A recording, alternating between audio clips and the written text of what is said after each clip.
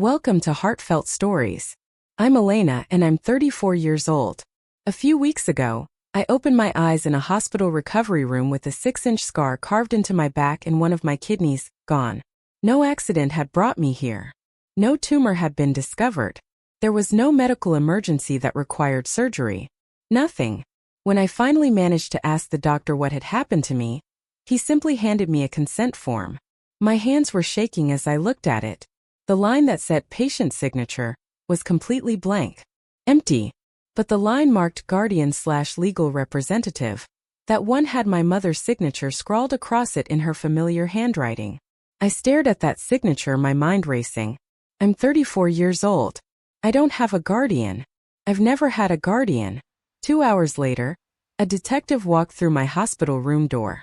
She looked at me with these serious, penetrating eyes and asked me just one question. One question that changed everything. Do you know where your kidney went? And oh God, I did. I knew exactly where it was. It was inside my brother, 2 floors below me, in this very same hospital, keeping him alive with an organ he had no right to.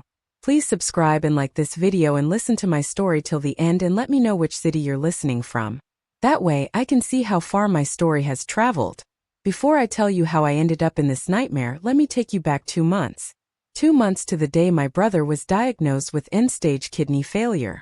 My family has always operated on one unspoken rule, one law that governed everything we did. Daniel comes first. Always Daniel. My father, Robert Hayes, spent 35 years running a hardware store in our small Pennsylvania town before he retired. He's the kind of man who believes the world makes perfect sense as long as everyone knows their place in it. Men provide, women support, and sons carry the family name forward. Sons matter. My mother, Margaret, never worked a single day outside our home. Her entire identity, her whole existence, revolved around being Robert's wife and Daniel's mother. You notice I didn't say "and Elena's mother," right? That's because in our family I was always an afterthought. A supporting character in someone else's story. Background noise. Daniel is 38. He can be incredibly charming when he wants to be, which usually means when he needs something from you. Over the past 15 years he's held 6 different jobs, none of them lasting longer than 2 years. Every single failure came packaged with a beautiful excuse. The economy was bad. His boss was incompetent. He had terrible luck. And every single time without fail my parents were right there to catch him, to cushion his fall, to tell him it wasn't his fault. Me? I put myself through nursing school. I worked double shifts for years, sometimes triple shifts when I could get them. I saved every single penny until I could finally buy my own 1-bedroom apartment in Philadelphia. Nothing fancy, nothing Instagram-worthy, just mine. My nursing certification hangs on the wall next to this little pothose plant that somehow keeps surviving despite my chaotic schedule. Last Thanksgiving, I came home with news about my promotion to nurse supervisor. I was so proud, you know? For once in my life, I thought they might be proud of me too. I thought maybe this time they'd actually see me. My father looked up from his plate of turkey for exactly 2 seconds and asked, "Is Daniel coming this year?" That was it. That was my entire celebration. Those 7 words. There's one other thing you should know about me, one fact that would become the most important detail of my entire life. I'm the only person in my family with O-negative blood. Universal donor. The rare kind. My mother mentioned it once when I was 17, said it so casually. "Good thing we have Elena," she said, smiling. "She can give blood to anyone." I didn't think much of it at the time. God, I was so naive. I should have thought about it. I should have seen what was coming. 6 weeks before I lost my kidney, my phone rang at 2 in the morning. I jolted awake, heart pounding, because nothing good ever comes from a 2 a.m. phone call. It was my mother and she was crying. Not the gentle, manipulative kind of tears she uses when she wants sympathy or attention. These were raw, real tears. The kind you can't fake. "It's Daniel," she said, her voice breaking. "He's in the hospital. Elena, his kidneys are failing." I drove 3 hours through the pitch-black night to get there. Whatever our complicated history was, whatever resentment I carried, he was still my brother. Still family. Or so I thought. The diagnosis was absolutely brutal. End-stage renal disease. Both kidneys were essentially dead, no longer functioning. And the cause? 15 years of heavy, consistent drinking. The kind of drinking my parents had always dismissed as just blowing off steam or going through a rough phase. That phase had destroyed his organs completely. When I walked into his hospital room, Daniel looked gray. Smaller somehow, despite always being the larger-than-life golden child of the family. Tubes connected him to a dialysis machine, doing the work his body could no longer manage on its own. On his wrist I noticed a Rolex watch. Fake, I knew immediately, but expensive looking. A gift to himself, purchased with money our parents had loaned him. Money he'd never pay back. My father stood at the foot of the bed like a general surveying a battlefield, assessing the damage to his most valuable soldier. The doctors say he needs a transplant within 3 months, he announced, his voice flat and matter-of-fact. Or he won't make it. 3 months. The transplant waiting list averages 5 to 7 years. 5 to 7 years. My mother clutched her rosary beads, her lips moving in silent prayer. She looked at me, then at Daniel lying in that bed, then back at me. Something cold moved through my chest, like ice water. A week after the diagnosis, my mother called and invited me to dinner.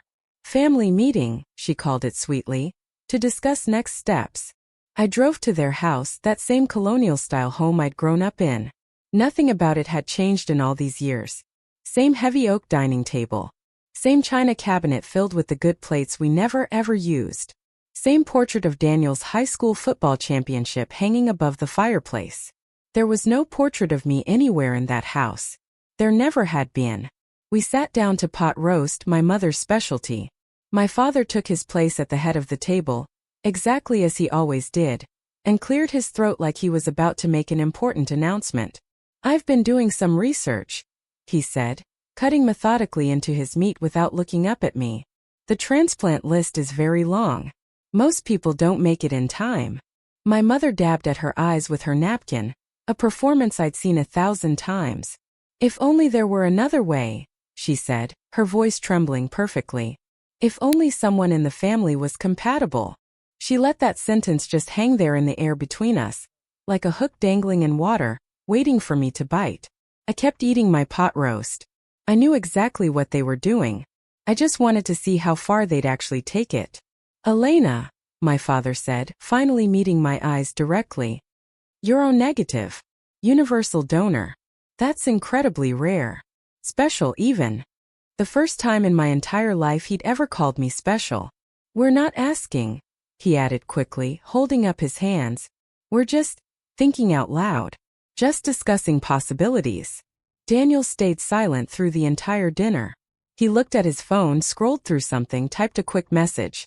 When I stood up to clear the dishes, being the good daughter I'd always been trained to be, I caught a glimpse of his screen before he could hide it. A text message. To my father. She's thinking about it. I wasn't thinking about it. Not even for a second. But they didn't know that yet.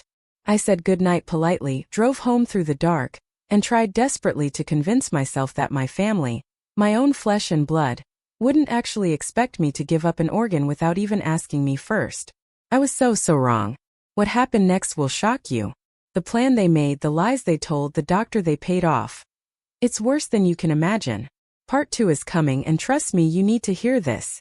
A few days after that dinner, I asked to meet my parents alone. Just the 3 of us. We sat in their living room, me on the love seat, them on the couch across from me like we were on opposing sides of a negotiation. The afternoon light came through the windows, catching dust motes floating in the air. Everything felt suspended, frozen, waiting. I've thought about it, I said, keeping my voice steady and calm. And the answer is no. The silence that followed was physical. Heavy. Suffocating. My mother's face crumpled like paper. No, she repeated, as if she'd never heard the word before. What do you mean, no? I mean, I'm not donating my kidney to Daniel. My father's jaw tightened, muscles working beneath his skin. And why the hell not? I had prepared for this conversation. I'd rehearsed it in my mind 100 times. Because I need both my kidneys for my own long-term health, I said clearly. Because kidney donation has real serious risks. Infection, chronic pain, reduced kidney function. And because... I took a breath. Because Daniel's condition is the direct result of choices he made. Choices that everyone in this family enabled for 15 years. The explosion came faster than I'd expected. You'd let your brother die? My father slammed his palm against the armrest of the couch, making me jump. Your own blood? For what? Spite. Oh God, oh God. My mother was crying now, the theatrical kind, full of gasping sobs. I raised you, Elena. I fed you, I clothed you, I kept a roof over your head for 18 years. And this is how you repay me. Repay her. Like I was a loan that needed to be paid back with interest. My body isn't a repayment plan, I said quietly. I stood up, grabbed my purse, and walked out to my car. My Honda Civic, the one I'd bought myself with money I'd earned through years of exhausting work. I sat in the driver's seat for a full minute, hands shaking on the steering wheel, before I could even start the engine. I thought it was over. I honestly thought they'd be angry for a while, maybe give me the silent treatment, and then eventually accept my decision and move on. As I pulled onto the highway, my phone buzzed with a text message from a number I didn't recognize. You'll regret this. I told myself it was probably a wrong number, a message meant for someone else. I didn't believe it. The weeks that followed were quiet in a way that should have been a warning, like the silence before a storm. First, I was removed from the family group chat. No announcement, no explanation, no goodbye. Just suddenly unable to see messages from the people I'd known my entire life. Then one day, Jenny from radiology stopped me in the hospital hallway, looking uncomfortable. Hey, this is really weird, she said, lowering her voice. But did you know someone called the hospital asking about you? My stomach dropped like a stone. What did they ask? Something about your mental health, she made air quotes with her fingers, and whether you'd shown any erratic behavior lately. HR talked to them. They wouldn't leave a name. I went straight to HR that afternoon. Patricia, the manager with bifocals and a permanent frown, confirmed it. Someone claimed you have mental health concerns affecting your job performance, she said, reading from a note on her desk. Anonymous caller. We're required to document it, but honestly, there haven't been any observed issues. Still, she looked at me carefully. Is there anything you want to tell us? I told her no, there wasn't anything to tell. But I knew. Oh, I knew exactly who had made that call. That weekend, I visited my mother, hoping maybe we could talk things through like adults. She was at the kitchen table with her laptop open, scrolling through something intently. When she saw me walk in, she slammed it shut so fast she nearly broke the screen. Just checking emails, she said. Her voice pitched too high, too nervous. But I'd seen it. Just for a second, but I'd seen it. The subject line of whatever she'd been reading. Plan B timeline. What's Plan B? I asked, my heart starting to race. She laughed, this nervous, high-pitched sound that didn't reach her eyes. Nothing, sweetie. Just work stuff. My mother didn't work. She'd never worked. I should have pushed harder. I should have demanded answers right then and there. Instead, I let her pour me coffee and we pretended everything was normal, that nothing was wrong, that she hadn't just been caught reading something called Plan B. I was still trying so desperately to believe the best about them. That was my biggest mistake. I learned what Plan B meant much later. After the surgery, after the investigation, after everything fell apart and the truth came spilling out like blood from a wound. This is what the FBI eventually pieced together from emails and phone records and testimony. 3 days after I refused to donate, my father drove 45 minutes to Briarwood Country Club. He met Dr. Howard Mercer on the 9th green, a transplant surgeon he'd been golfing with for 20 years. They walked the back 9 together, 18 holes, while my father carefully explained the situation. My daughter has some mental health issues, he said. According to Dr. Mercer's eventual testimony, my father was calm, reasonable, even sympathetic. Nothing severe, you understand, but enough that she can't make major medical decisions on her own. The family has informal guardianship. We need to move forward with the transplant, and she can't legally consent herself. Dr. Mercer raised the obvious concern. Living organ donation requires an independent living donor advocate. My father had anticipated this objection. Riverside is a private surgical center, Dr. Mercer said later in his deposition, his voice flat and emotionless. Not a major hospital system. We didn't have the same oversight infrastructure. I handled the transplant program personally. The advocate, the psych evaluation, the ethics review. I could streamline those processes, consolidate them. What he meant was, he could skip them entirely. My father asked what it would take. Dr. Mercer named his price. $50,000 to his personal foundation, plus a guarantee that if anything went wrong, if anyone asked questions, my father would take full responsibility. They shook hands on the 18th hole. My father handed him a check right there on the golf course. $50,000. The date was set. The plan was horrifyingly simple. Lure me to a different hospital, one where nobody knew me or my medical history. Sedate me before I could ask any questions. Perform the surgery. By the time I woke up, it would already be done. Fait accompli. She's a daughter, my father reportedly said, his voice casual, like he was discussing the weather. She's not married, no kids. What does she need 2 kidneys for anyway? She should be grateful to help her brother.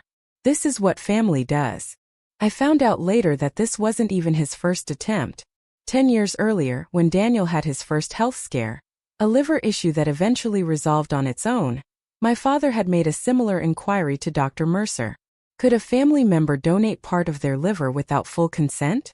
Dr. Mercer had said no back then. The oversight was too tight, the risk too high. This time, a decade later, he said yes. 2 weeks after I refused to donate, my mother called me. She was crying again, but soft this time, gentle, using that special voice she reserved for when she wanted forgiveness. I've been thinking a lot, she said, her words tumbling out, about how things ended between us. It wasn't right, Elena. You're my daughter. Whatever happens with Daniel, you're still my daughter and I love you. I wanted to believe her. God, I wanted to believe her so badly it physically hurt. Your father and I have been talking, she continued, and we want to make things right. We've scheduled a family health checkup at a clinic outside the city. All of us together. A fresh start. A way to bond again, to heal this rift. Something felt off about the whole thing. The timing. The sudden sweetness after weeks of cold silence. But 3 weeks of being completely erased from my own family had worn me down. Ground me into dust. And there was something else, something I'm deeply ashamed to admit now. A part of me still wanted to believe. Still wanted my mother to be the person I'd needed her to be my whole life. That naive, hopeful part of me whispered, maybe they've realized they were wrong. Maybe this is their way of apologizing, of reaching out. I know now that hope can be the most dangerous trap of all. But back then, standing in my quiet apartment, I couldn't see it clearly. Just a checkup? I asked hesitantly. Just a checkup, she promised. And maybe lunch after. Please, Elena. Please. I said yes. The day of the appointment, I drove to Riverside Medical Center, a private surgical facility about an hour from Philadelphia. Not a hospital in the traditional sense, more like a boutique clinic for people who could afford discretion and privacy. The kind of place with actual marble floors and fresh flowers in the lobby. The kind of place where wealthy people went for procedures they didn't want on their regular medical records. Cosmetic surgery, wellness retreats, and apparently organ harvesting. I learned later that Riverside operated completely outside the major hospital networks. No affiliation with university medical centers. No mandatory reporting to regional transplant coordinators. Dr. Mercer had helped establish their transplant program himself, which meant he'd also personally written all the oversight protocols. Or rather, the complete lack of them. But standing in that beautiful lobby that day, I didn't know any of this. I just saw the marble, the flowers, the professional smiles from people in crisp uniforms. My mother met me in the parking lot, wearing a cashmere cardigan I'd never seen before. A little gift, she said warmly, pressing a matching cardigan into my hands. For my girl. We walked in together, arm in arm. I signed in at the reception desk, wrote my name on the clipboard. Then something strange happened. The nurse called only my name. Hayes. Elena Hayes. I looked around confused. My father wasn't there. Neither was Daniel. They're running a bit late, my mother said smoothly, not meeting my eyes. Go ahead, sweetie. They'll catch up. I followed the nurse down a long sterile corridor with fluorescent lights humming overhead. I didn't see my father standing outside the window, watching me disappear through the double doors.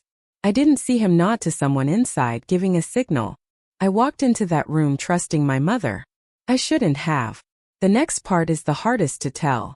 What they did to me in that room, how they stole a piece of my body while I was unconscious. It's going to make you angry. It should. Part 3 will show you exactly how far they were willing to go. The examination room was cold. Not normal air conditioning cold. Something deeper, something that crept into your bones before you even realized something was terribly wrong. A nurse handed me a thin paper gown and a small plastic cup of water. "Change into this," she said with a professional smile. "We'll need some blood samples before the doctor sees you. Drink this first. It helps with the blood draw."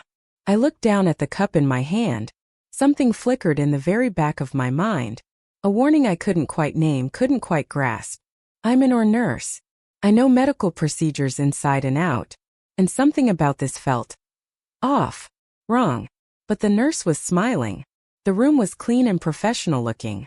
My mother was in the waiting area. What was I afraid of? That my own family would drug me? The thought seemed absolutely absurd. Paranoid. So I drank it. That's the thing about trust, isn't it? Even when it's broken, even when every instinct is screaming danger, some part of us still desperately wants to believe we're safe with the people who raised us. I wasn't safe. The nurse took 3 vials of blood. Standard procedure. Then she left and I waited. The room started to tilt. Just slightly at first, barely noticeable. A softness creeping around the edges of my vision. Then more. The fluorescent lights overhead seemed to pulse and breathe. My hands felt impossibly heavy, like they belonged to someone else. Something's wrong, my brain managed to think through the fog. I tried to stand and nearly fell, my legs refusing to cooperate. My thoughts were turning to cotton, dissolving. The water. Oh God.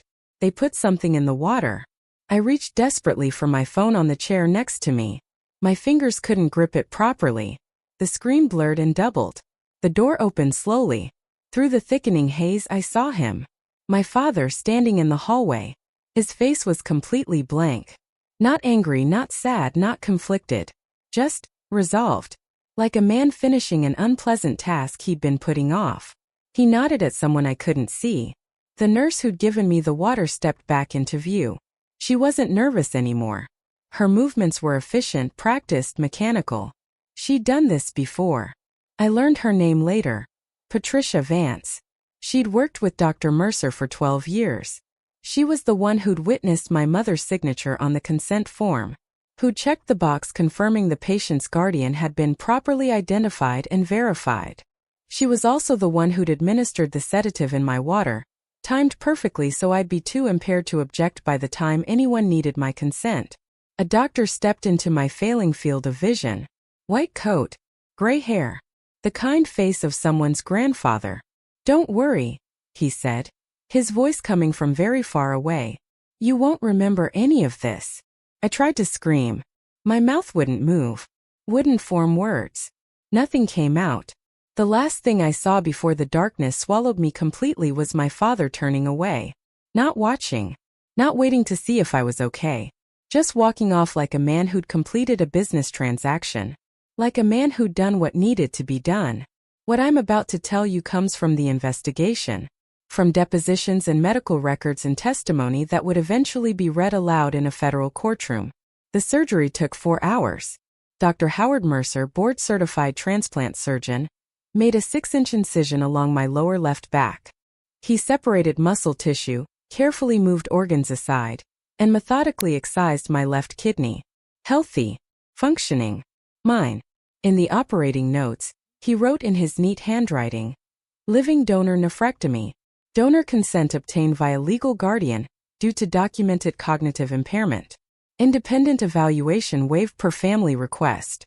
Patient unable to participate in standard assessment protocols. Procedure uncomplicated." The paperwork was absolutely meticulous. A forged psychological evaluation, supposedly conducted by a Dr. Rahman who didn't exist. A fabricated ethics committee approval, signed by Dr. Mercer himself as committee chair. A donor advocate form with Patricia Vance's signature, claiming she'd met with me privately and confirmed my willingness to donate. None of it was real, but it all looked real. It would pass a casual audit. And at Riverside, nobody was auditing anything. The consent form had my mother's signature on it. As if my mother signing a piece of paper made any of this legal. As if a stack of forged documents could somehow erase the fact that I was a competent adult who had never, ever agreed to any of this. While I was on that operating table, unconscious and cut open, my kidney was rushed down the hall to another operating room. Daniel was already prepped and waiting. In the family waiting area, my parents sat together. My father read a newspaper, calmly turning pages. My mother held her rosary beads, lips moving in silent prayer. Later, she would tell investigators she was praying for a successful outcome for the whole family. She wasn't praying for my safety. She wasn't asking God for forgiveness. She was thanking Him that they'd found a way to save their son, their real child, the one who actually mattered, using parts harvested from the other one. At 3:47 p.m., Dr. Mercer closed my incision with careful stitches. At 4:12 p.m., my kidney began functioning inside my brother's body. At 6:30 p.m., my parents left the hospital together, arm in arm. They stopped for dinner on the way home, celebrated with wine. Meanwhile, I lay alone in a recovery room, stitched up and hollowed out, with a piece of myself missing forever. They didn't visit my room that night. They didn't need to. They'd gotten exactly what they came for. I woke to pain. Not the dull ache of a hangover or the sharp sting of a paper cut. Something deeper, something fundamentally wrong. Like my body was screaming at me in a language I couldn't quite understand yet. My eyes opened to white ceiling tiles, harsh fluorescent lights, the rhythmic beeping of monitors. A recovery room. I tried to sit up and gasped as fire exploded across my lower back. My hand flew instinctively to the source and found thick bandages, layers of gauze, medical tape, a surgical incision. What happened? What happened to me? My mind raced backward frantically. The examination room. The cup of water. The dizziness. My father's blank face in the doorway. Oh God. Oh God, no. No, no, no. I'm an OR nurse. I've assisted on hundreds of surgeries in my career. I know precisely what a nephrectomy incision feels like. I know what it means when you wake up with 6 inches of stitches on your flank and a deep hollow ache where an organ used to be. I pressed the call button. Once. Twice. 3 times, increasingly frantic. A nurse appeared, young and nervous, carefully avoiding my eyes. "Miss Hayes, you're awake," she said, her voice shaking slightly. "I'll get the doctor." What surgery did I have? My voice came out ragged and raw. What did they do to me? The doctor will explain everything. I'm an OR nurse, I said louder now. I know what this incision is. Tell me right now. She looked at the floor, at the monitors, anywhere but at me. Please just wait for the doctor. She fled. I lay there staring at the ceiling, one hand pressed against the bandages on my back, and I knew the answer. I knew it the moment I woke up. But I needed to hear someone say it out loud. I needed to see the proof with my own eyes. I needed to know exactly what my family had done to me. Dr. Howard Mercer walked into my room like a man expecting gratitude and praise. He was around 60, with silver hair and wearing the confident smile of someone who'd spent decades being respected and admired. His white coat was absolutely pristine. His handshake would have been firm if I'd offered my hand. I didn't. "Miss Hayes," he said warmly, settling into the chair beside my bed. "Good to see you awake. The procedure went beautifully. Your brother is recovering very well, and your kidney is already functioning perfectly in his body. You should be very, very proud." "I didn't consent to any procedure," I said, my voice deadly quiet. His smile faltered for just a moment. "Of course you did. Well, your guardian did. On your behalf." "I don't have a guardian. I'm 34 years old." He reached into the folder he'd brought and produced a single sheet of paper. A consent form. Standard hospital issue. The kind I'd seen hundreds of times in my career. The line marked patient signature was blank. The line marked guardian/legal representative contained my mother's signature. "Your mother signed as your medical guardian," Dr. Mercer explained, as if this made perfect sense. "Given your condition." "What condition?" I asked, ice in my voice. "Your parents explained that you have cognitive difficulties, that you're unable to make complex medical decisions on your own." I stared at him for a long moment. "Dr. Mercer," I said slowly and clearly, I am an operating room nurse with 10 years of experience. I have a bachelor's degree and multiple professional certifications. I live alone. I manage my own finances. I hold a job that requires me to make literal life or death decisions on a daily basis. His face went pale. This signature, I continued, holding up the form with a shaking hand, has absolutely no legal standing whatsoever. Under federal law, performing surgery without informed consent on a mentally competent adult is assault and battery. I am currently looking at evidence of a felony. He didn't say anything. Neither did I. The form said everything that needed to be said. They stole my kidney. They forged documents. They drugged me and cut me open. But I wasn't going to let them get away with it. Part 4 will show you how I fought back, and how their entire plan unraveled. My parents arrived about an hour later carrying flowers. Lilies. The expensive kind from the fancy florist downtown. Wrapped in cream-colored paper tied with ribbon. My mother carried them like an offering, like a peace treaty. My father walked 2 steps behind her, hands in his pockets, looking around the room like he was inspecting a property he might consider purchasing. "There's our girl," my mother said brightly, setting the flowers on my bedside table with a smile. "How are you feeling, sweetheart?" I looked at her. Really looked at her. At the woman who had pushed me on swings when I was little. Who had braided my hair for school photos. Who had sat beside my bed when I had the flu, putting cold washcloths on my forehead. The woman who had signed a piece of paper that let strangers cut me open and take a piece of my body. "You took my kidney," I said flatly. Her smile didn't even waver. "Oh honey, we saved your brother. You were part of something beautiful. Something meaningful. Without asking me.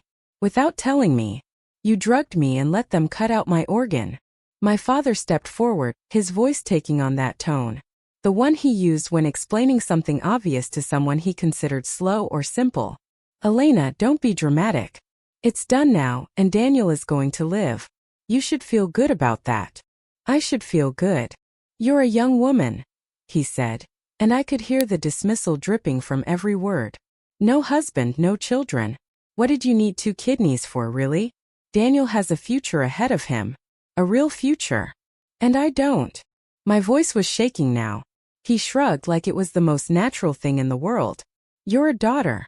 Daughters sacrifice for their families. That's how it works. That's how it's always worked." My mother nodded eagerly, reaching for my hand. Pulled it away. "We knew you'd understand eventually," she said. "You just needed a little push. A little help making the right decision." I looked at them both. Really truly looked at them, searching desperately for guilt, for shame, for any tiny sign that they understood what they'd done to me. There was nothing. Absolutely nothing. They genuinely believed they were right. They believed I owed them this. That I should be grateful. And in that moment, lying in that hospital bed with a piece of myself missing, I realized something that broke me and freed me at the exact same time. I had never been their daughter. Not really. I had always been their spare parts. After my parents left, satisfied, smiling, certain they'd done nothing wrong, I lay in the dark for a long time. The machines beeped steadily. The 4 dripped. Somewhere down the hall someone coughed. I thought about letting it go. I thought hard about what it would mean to fight them. The lawyers. The accusations. The extended family members who would call me ungrateful, vindictive, cruel, a bad daughter. I thought about Daniel, somewhere in this same building, waking up with my kidney inside him, living his life because they'd taken a piece of me without asking. And then I picked up my phone. The hospital hadn't taken it. Why would they? I was supposed to be a willing donor. A loving sister. Someone who'd wake up grateful for the chance to help. I dialed 911. "I need to report an assault," I said, and my voice was perfectly steady. I'd found something on the other side of despair. Not peace exactly, but clarity. Pure crystalline clarity. I was brought to Riverside Medical Center under false pretenses. I was sedated without my consent. And while I was unconscious, a surgeon removed my kidney. The dispatcher asked me to repeat myself. I did. My parents signed a consent form claiming to be my legal guardians, I explained carefully. I am a 34-year-old mentally competent adult. I have no guardians. This is organ theft. This is a federal crime. 2 hours later, A woman in a dark blazer walked into my hospital room. "Detective Vivian Carter," she said, showing me her badge. "FBI Healthcare Fraud Unit." She was about 45, with close-cropped gray hair and the kind of face that gave absolutely nothing away. She sat in the chair where Dr. Mercer had sat earlier and pulled out a notebook. "Miss Hayes," she said, looking directly into my eyes, "I have one question for you." I waited, my heart pounding. "Do you know where your kidney went?" I looked right back at her. "Yes. It's inside my brother Daniel. Room 412. 2 floors down from here." She wrote something in her notebook. Then she looked up at me again. "Tell me everything. Tell me in the comments. And if you've dealt with something similar, share your story. You're not alone. Subscribe for more stories about standing your ground and reclaiming your life." Can you imagine it? Your own parents, the people who were supposed to protect you, who were supposed to love you, becoming the ones who literally took a piece of your body without asking, without your permission. If you're watching this and you've ever felt like your family didn't respect your boundaries, like your no didn't matter, like you were just a resource for other people to use, I want you to know you're not alone. But this story is just beginning. Because the detective asked me that question, and what I found out next changed absolutely everything. Detective Carter didn't react when I told her my kidney was inside my brother. She just wrote it down, methodical and calm, like she'd heard worse things. Maybe she had. "Cases like this are more common than people think," she said, flipping to a new page in her notebook. "Family organ trafficking. Usually it happens overseas, but we've seen it domestically too. A parent decides one child is more valuable than another. A spouse decides they need their partner's kidney more than their partner does. People rationalize incredible things when they're desperate enough." She paused, looking at me carefully. "The system is supposed to prevent exactly this. Independent advocates, psychological evaluations, ethics committees. But those safeguards only work if everyone follows them. When you have a rogue physician at a private facility with minimal oversight, operating completely outside the major hospital networks." She shook her head. "The guardrails disappear. How does someone like Dr. Mercer get away with it?" I asked. I told her everything. About Daniel's diagnosis, the family dinner where they started pressuring me, my refusal, the eerie silence that followed, the anonymous call to my HR department questioning my mental stability, the family health checkup that was never actually a checkup. I told her about the email I glimpsed on my mother's laptop weeks ago. Plan B timeline. Detective Carter's pen stopped moving. "Plan B," she repeated slowly. I don't know what was in the email. I only saw the subject line for a second before she closed the laptop. "We can get a warrant for email records," Detective Carter said, making a note. "If there's a paper trail, we'll find it."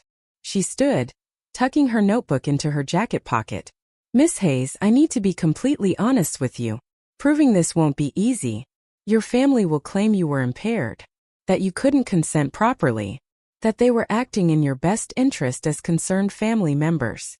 I have 10 years of performance reviews that say otherwise." "Good. Keep every single piece of documentation you can find. Everything." She paused at the door, her hand on the handle. "One more thing. The doctor who performed the surgery, Howard Mercer, we've had our eye on him before. This might not be his first time doing something like this."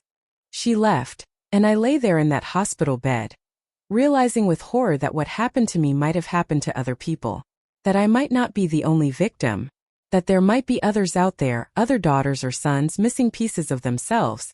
The counterattack came within 24 hours. I was still in the hospital, still recovering from having an organ surgically removed against my will, when I received a certified letter. It came from a law firm downtown, Richards, Hartley and Associates. The cover letter was brief and professional. "Enclosed, please find a copy of the statement provided to investigators by our client, Robert Hayes, regarding recent allegations." Inside was my father's official statement. I read it with shaking hands. "My daughter, Elena Hayes, has a long history of mental instability.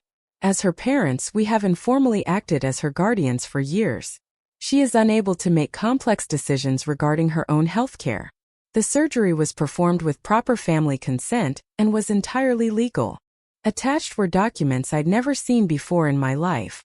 A letter of concern supposedly sent to my employer 6 months earlier, claiming I'd shown erratic behavior at a family gathering. Notes from a conversation with a family therapist I'd never met. The anonymous HR complaint, traced, I later learned, directly to my father's personal cell phone number. They had built an entire paper trail. A complete narrative of a broken, unstable daughter who needed protecting from herself. That same afternoon my hospital called.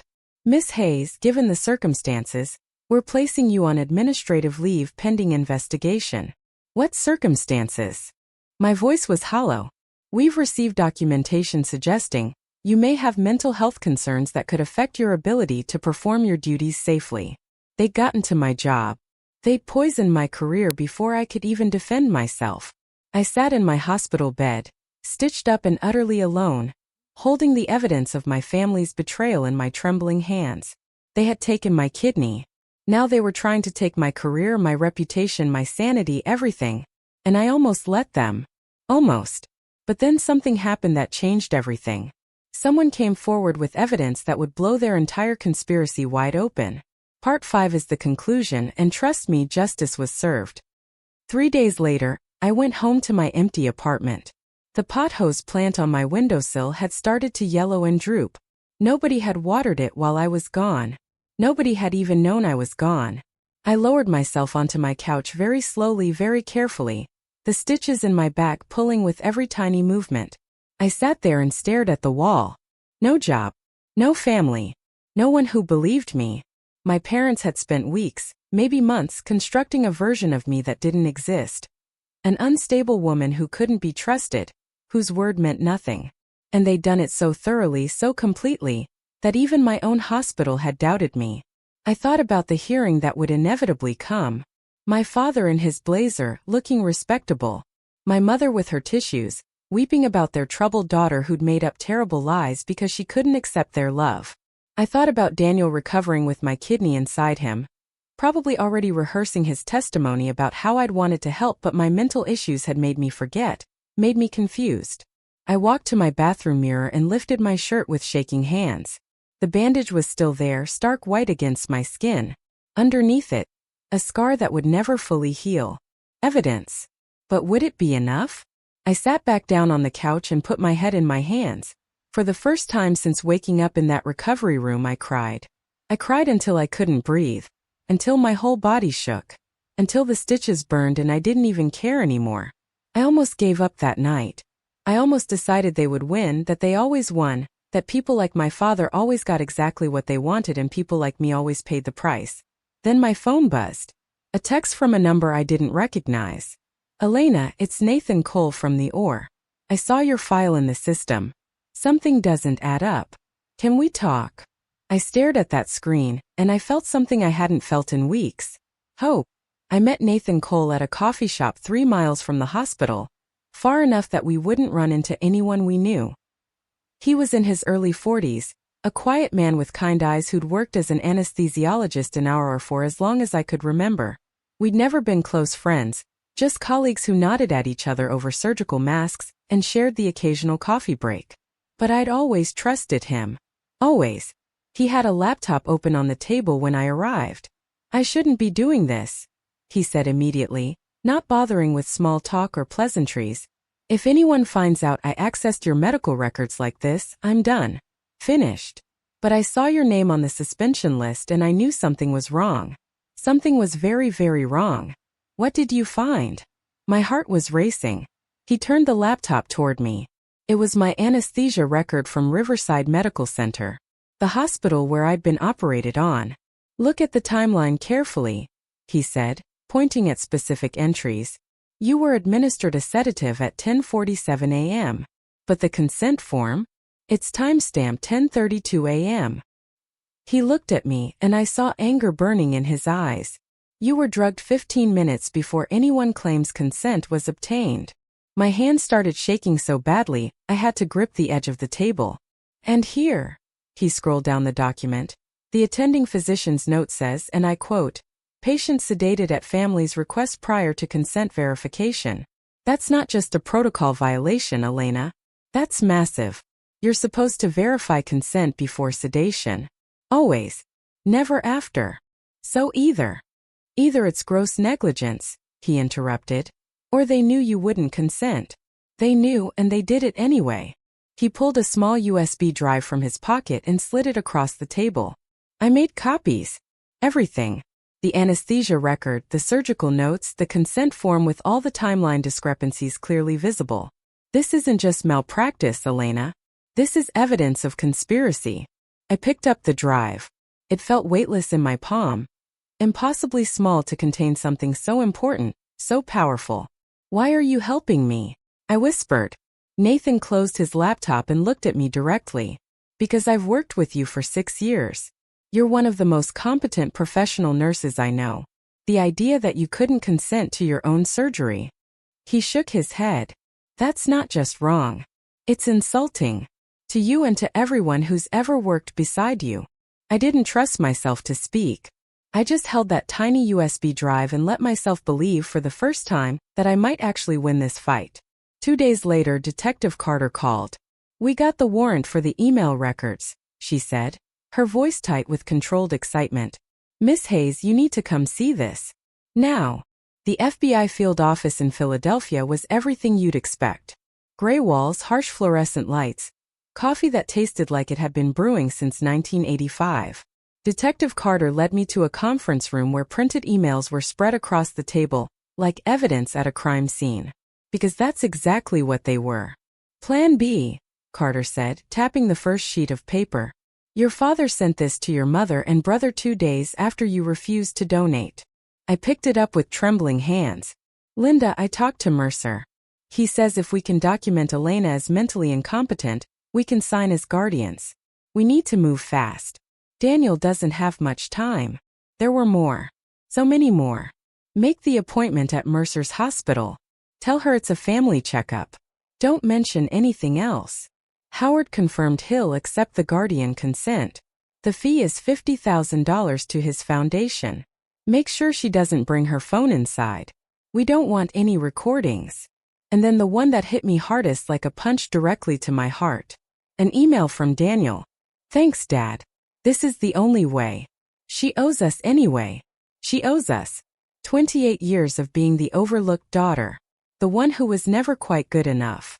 The one who worked and saved and built a life from absolutely nothing. And in my brother's mind, after everything, I still owed them. The email arrived an hour later. Full reinstatement. Back pay. A formal letter of apology from the hospital CEO himself. Printed on heavy cream-colored letterhead. We regret the distress caused by the allegations made against you. Our investigation has confirmed that these allegations were false and appear to have been part of a coordinated effort to defame you. We are grateful for your years of dedicated service and look forward to welcoming you back. I read it 3 times. Then I carefully placed it in a folder with all the other evidence. More documentation. More proof. Detective Carter called that same afternoon. We traced the anonymous HR complaint, she said. The call came directly from your father's personal cell phone. He didn't even try to hide it. He didn't think he'd need to, I said quietly. No. He didn't. A pause. There's something else you should know, she continued. We've started looking into Dr. Mercer's other cases. Preliminary review suggests your surgery wasn't an isolated incident. There may be other victims. Other victims. Other daughters or sons or spouses. Carved up while they slept because someone decided their organs were more valuable than their autonomy, than their personhood. When is the hearing? I asked. Grand jury convened yesterday. Indictments came down this morning. Robert Hayes, Margaret Hayes, Daniel Hayes and Howard Mercer. Charges include conspiracy, assault with bodily harm, medical fraud and forgery. My breath caught. And the arrests? Already done. Your parents were taken into custody 2 hours ago. Daniel was arrested at the hospital. He's still recovering, but he's well enough for a jail cell. I exhaled slowly. It had started. Finally started. 1 month later, I stood in front of my bathroom mirror in a navy blue suit I'd bought specifically for this day. The subpoena sat on my kitchen counter, my name printed in stark black letters. I was being summoned to testify at the preliminary hearing for United States versus Hayes. Today I would sit in a federal courtroom and tell a judge what my family had done to me. I would look at my parents, the people who raised me, who claimed to love me, and explain how they drugged me, cut me open, and stolen a piece of my body. Detective Carter had warned me it would be difficult. Defense attorneys live for moments like this, she'd said. They'll try to paint you as unstable, vindictive, a daughter scorned. You can't get emotional. You can't raise your voice. You have to be calm, factual, and absolutely unshakable. I'm an OR nurse, I told her. I've held people's beating hearts in my hands while surgeons repaired them. I can handle this. She'd looked at me for a long moment, then nodded. Yes, I believe you can. Now, staring at my reflection, I practiced the words I would say. The facts. The timeline. The consent form with my mother's signature. No tears. No pleading. Just truth. My phone buzzed. A text from Nathan. You've got this. We're all watching. Make them pay. I allowed myself a small smile. Then I grabbed my purse, locked my apartment, and drove to the federal courthouse. The building loomed against a gray November sky. Columns, marble steps, flags snapping in the cold wind. News vans lined the entire street. The story had leaked. Local family accused of organ theft. I walked past the cameras without looking at them, without acknowledging them. Whatever happened next, I would face it head on. No more hiding. No more silence. Today the truth would speak. The courtroom was smaller than I'd expected. Federal preliminary hearings don't have juries. Just a judge, the attorneys, and the defendants. But the gallery was absolutely packed. Reporters filled the back rows, notebooks open, pens ready and eager. A few faces I recognized from the hospital sat scattered throughout the room. Colleagues who'd come to support me. And at the defense table, my family. My father wore a blazer I'd seen 100 times. Navy blue, slightly too tight across the shoulders. He sat ramrod straight, jaw clenched tight, radiating that same stubborn certainty he'd carried my entire life. Even now, facing federal charges, he looked like a man who believed he'd done absolutely nothing wrong. My mother sat beside him, dabbing at her eyes with tissue after tissue. She dressed entirely in black, as if attending a funeral. Her own funeral, maybe. Or the death of the family she'd sacrificed everything to preserve. And Daniel, my brother. He was pale, so much thinner than I'd ever seen him. The surgery and subsequent arrest had aged him 10 years. He stared down at the table in front of him, unable or unwilling to meet my eyes. The kidney inside him, my kidney, was keeping him alive. I wondered if he thought about that. If every beat of his heart reminded him of what they'd done. I took my seat behind the prosecutor's table. The judge entered. Everyone rose. This court will come to order. We are here for the preliminary hearing in the matter of United States versus Robert Hayes, Margaret Hayes, Daniel Hayes, and Howard Mercer. The gavel fell with a sharp crack, and I felt something settle deep inside me. Not peace. Not yet. But certainty. They had operated in shadows, in lies, in the assumption that I would stay quiet, stay small, stay the obedient daughter they'd always expected me to be. But here in this room there were no shadows. Only light. And I was ready.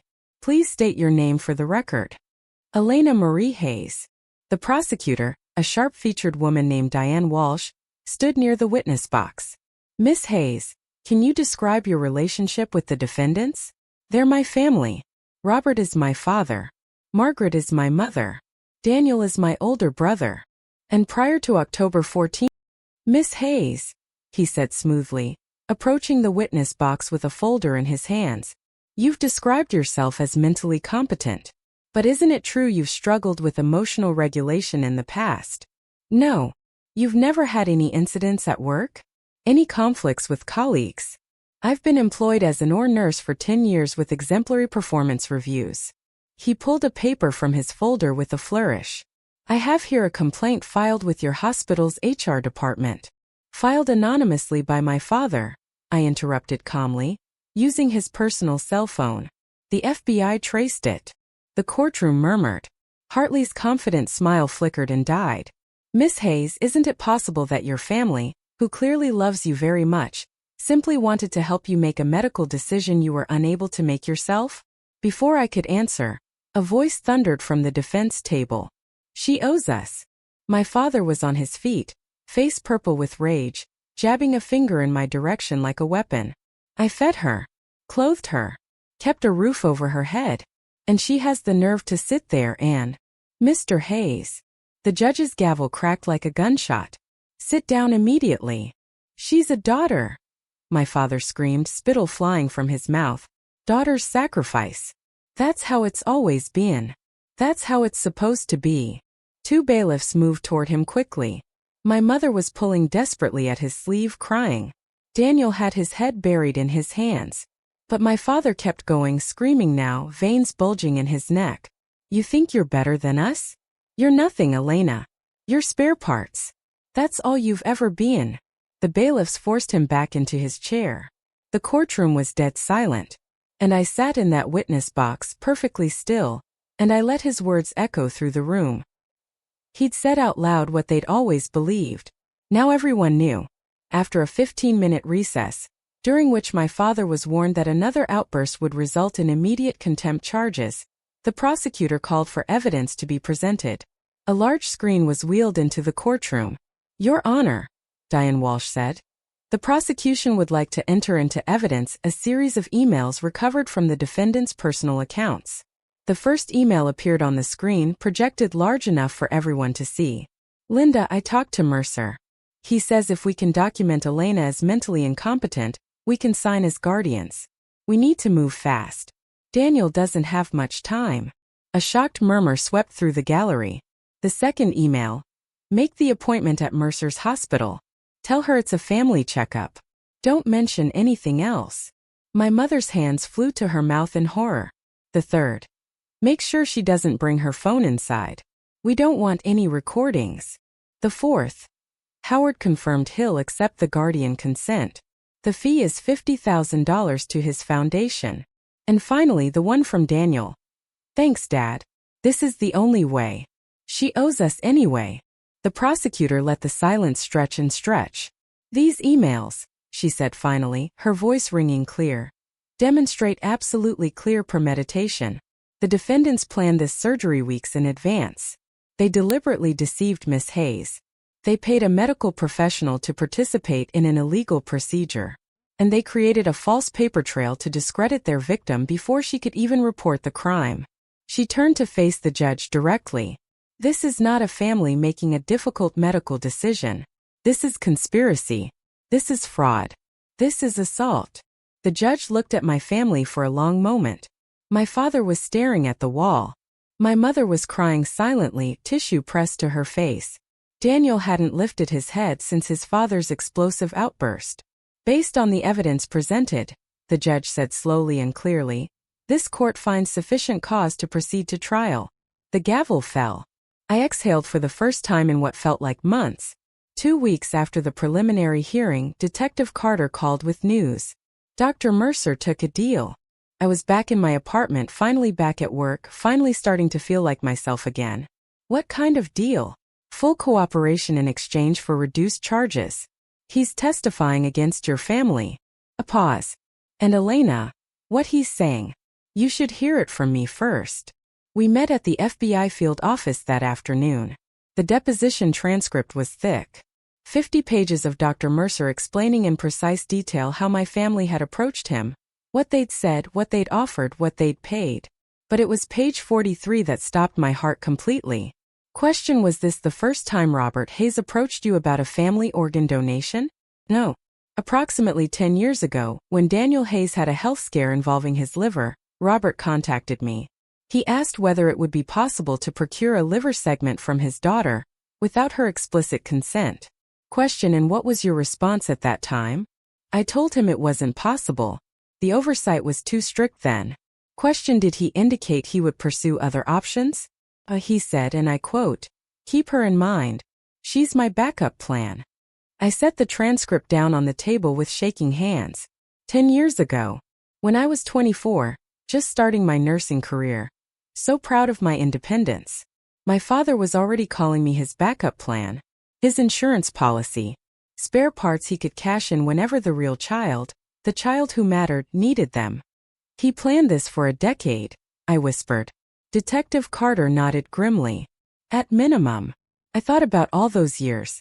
The holidays I'd shown up to, trying so hard to earn their approval. The dinners where I was invisible. The birthday cards I'd sent that were never acknowledged. I had been auditioning for a part in a family that had already cast me as something else entirely. I just hadn't known my role yet. The trial took 4 long months. 4 months of testimony, evidence, cross-examination. 4 months of watching my family's expensive lawyers try desperately to paint me as unstable, vindictive, a daughter who couldn't accept her parents' love. It didn't work. The emails were too damning. The medical records too clear. Dr. Mercer's testimony too specific and detailed. On a gray morning in March, the verdict came down. Guilty. All counts. All defendants. 1 month later, I returned to the federal courthouse for sentencing. The courtroom was even fuller than during the preliminary hearing. The case had made national news. Family organ theft ring exposed. Camera crews lined the courthouse steps outside. I sat in the gallery and watched the judge read from his prepared statement. Robert Hayes, this court sentences you to 15 years in federal prison. My father's face didn't change at all. He'd been stoic throughout the entire trial, convinced until the very end that he'd done nothing wrong. Margaret Hayes, this court sentences you to 8 years in federal prison. My mother collapsed into tears. Real ones this time. The kind she'd saved for when the performance no longer mattered.